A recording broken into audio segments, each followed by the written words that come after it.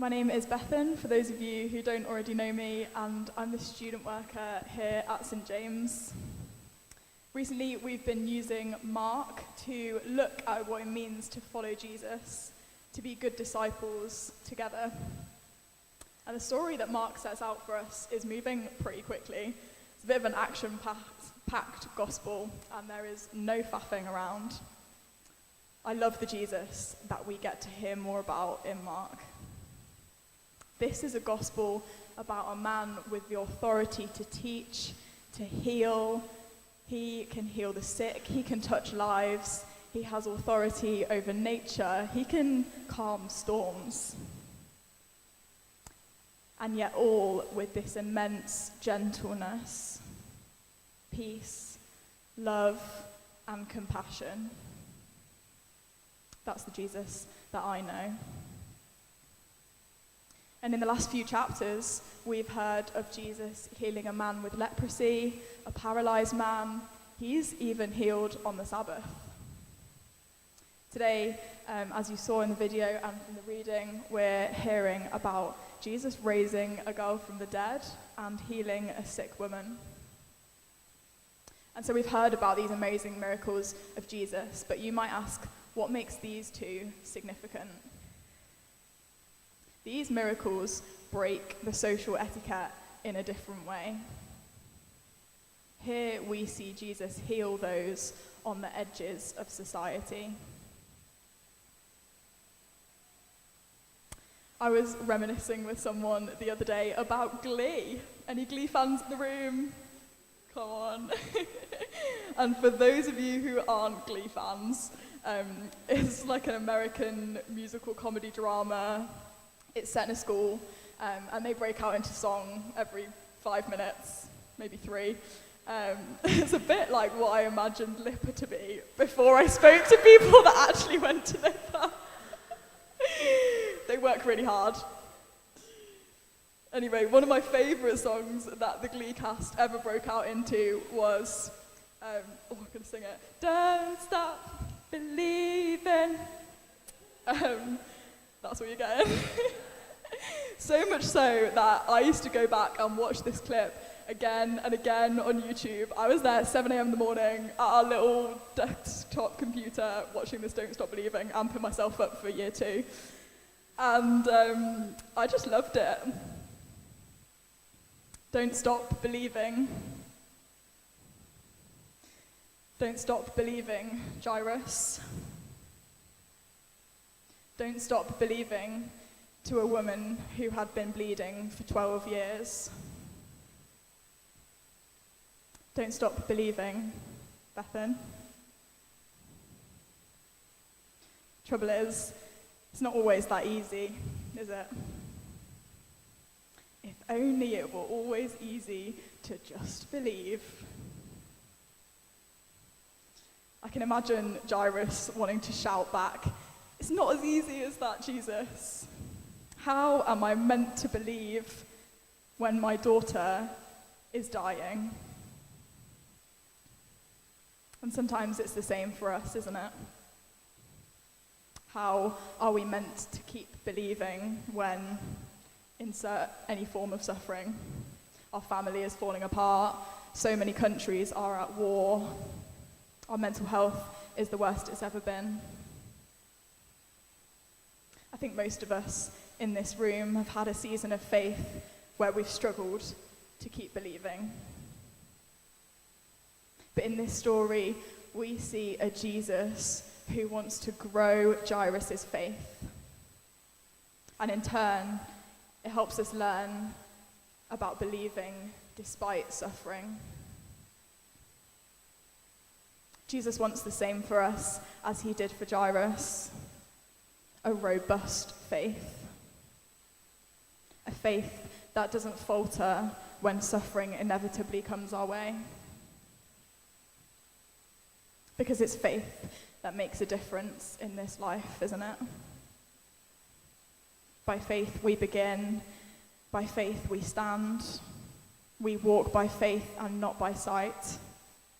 By faith we overcome. By faith we have peace. By faith we enter into rest. confidence, or trust in something. One of the key similarities between the two stories in this chapter is their faith in Jesus' ability to move powerfully. I wonder how much faith you have in Jesus' ability to move powerfully. We see this incredible faith in more modern examples as well. As a history graduate, my mind instantly goes to famous people in history that have had incredible faith. Corrie ten Boom, a Dutch woman who helped hide over 800 Jews during the Nazi occupation, despite horrific consequences. Who had faith despite watching her father and sister die in a concentration camp. Who had faith despite awful hardship. I love this quote from her. When the train goes through a tunnel and it gets dark, you don't throw away your ticket and jump off. You sit still and trust the engineer.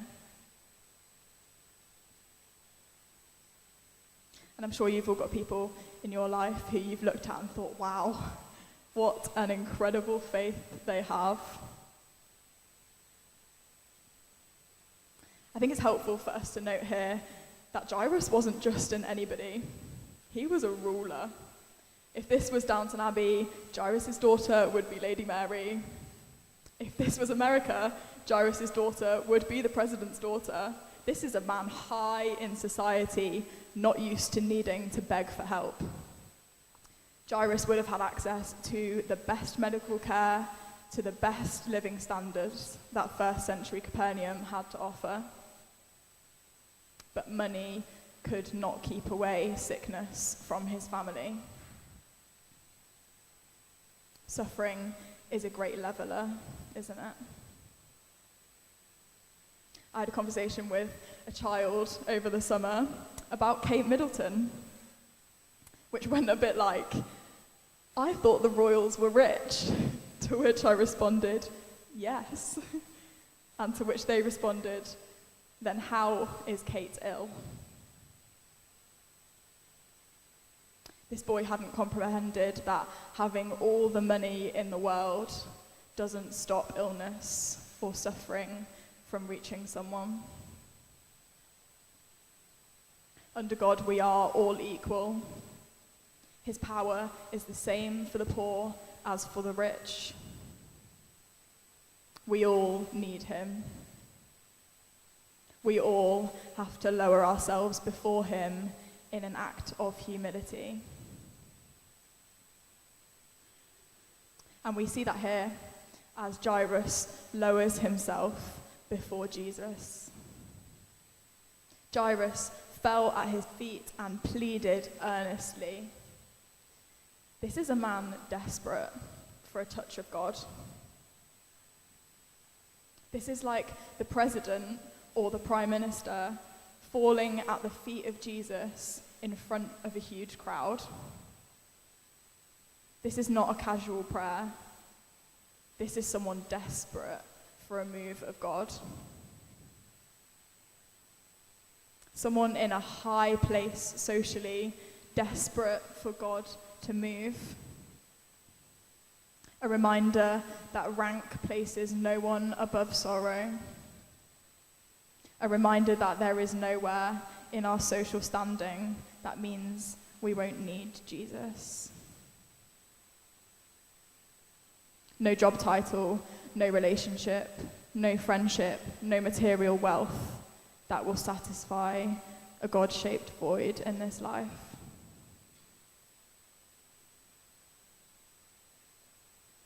And whilst on his way to Jairus' daughter, Jesus feels the touch of another woman. And the level of misery inflicted from the suffering of this woman is clear. It says in the chapter, this woman had suffered a great deal under the care of many doctors and had spent all she had Yet instead of getting better, she grew worse. A bit of cultural framing here is helpful. This woman had been bleeding for 12 years. That's shocking enough, but it's even more shocking when we think about what that would have meant. In biblical times, under Jewish purity laws, women were seen as unclean when bleeding and were isolated from society when doing so. So for this woman, it is quite possible that she had spent 12 years in isolation. Probably 12 years untouched. That's 12 years of shame, 12 years of feeling dirty and unworthy,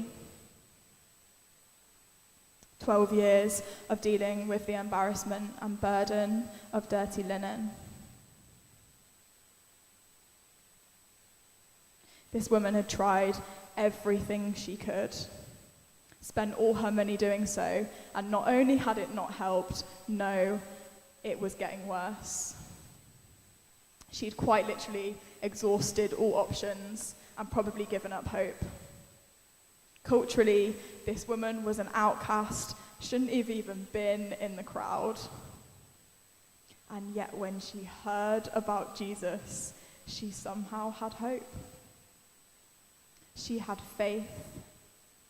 She believed that if she just touched his cloak, she might be healed. I think the simplicity of this woman's faith is beautiful. She heard about Jesus and his power, and then asked him to heal her with the faith that he could. And so, Jesus heals her. Someone classified unclean by law, made clean by faith. And there is great evidence of humility from this woman in speaking before the crowd.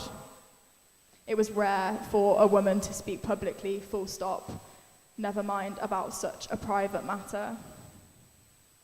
Her willingness to speak up about the full truth before Jesus in front of a crowd is humbling to me. How willing are we to share what God has done in our lives in the same way? I can't preach on this topic without emphasizing the power of Jesus' touch. So powerful to stop a woman who'd been bleeding for 12 years immediately. The Greek here being euthus for immediately is used all over Mark, emphasizing the instantaneous nature of Jesus' power.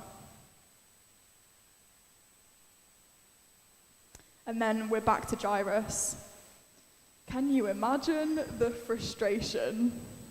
Your daughter is dying, and Jesus is just like, oh, give me a minute. Just need to have a chat with this woman. Verse 35, Jesus was still speaking. And then when you arrive, you're told that your daughter has in fact died. But Jairus was willing to kneel before his people in faith. He's even got people discouraging him, like, your daughter is dead, why bother the teacher anymore? He's got more important things to do. It's over, that's it. But Jairus had faith, and Jesus recognized it. Don't be afraid, just believe. Wonder how trusting of Jesus and his timing you are.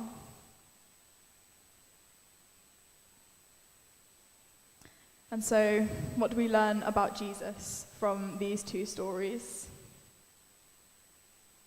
We are reminded that Jesus is powerful. The power of Jesus' touch to make that which the law declares to be unclean, clean.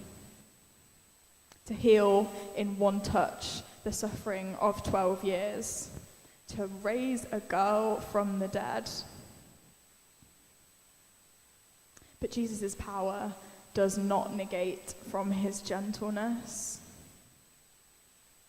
The dignity and gentleness of Jesus in calling the healed woman daughter.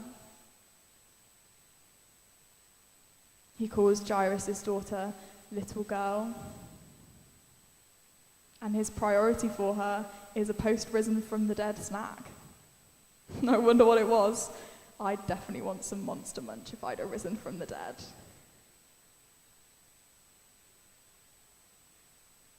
We also learn that God often shows up when it looks like the story is already over. This woman had been bleeding for 12 years, had exhausted all options. Jairus had literally been told his daughter was dead. And yet the story was not over when Jesus was in the picture. Finally, that faith is the most crucial thing. Both the bleeding woman and Jairus had genuine faith that Jesus would do a miracle in their lives. Despite the social barriers, despite it making sense to give up hope. They didn't stop believing. And we learn that Jesus is willing to break social boundaries to move. Jesus touched a dead body and a woman who was bleeding, both touches forbidden by law, and yet Jesus broke social laws to do what only God can do. And he's willing to do the same today. And so as we come into land, can I invite the band up?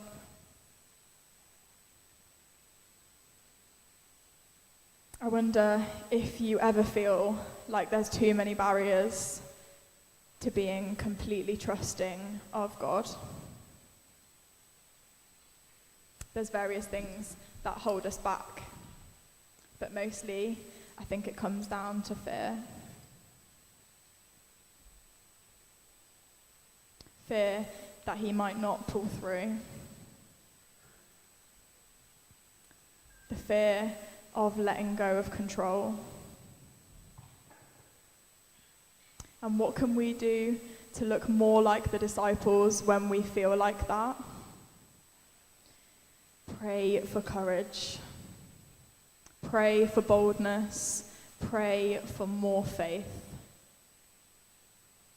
More faith that God, the one who has dominion over all, the one who created the sea and stars, the one who calmed the storm, the one who healed the woman bleeding for 12 years, will catch us when we fall, as he promises to. And that then we can push on, trusting and knowing with boldness that he is with us. We can have the faith that he is with us.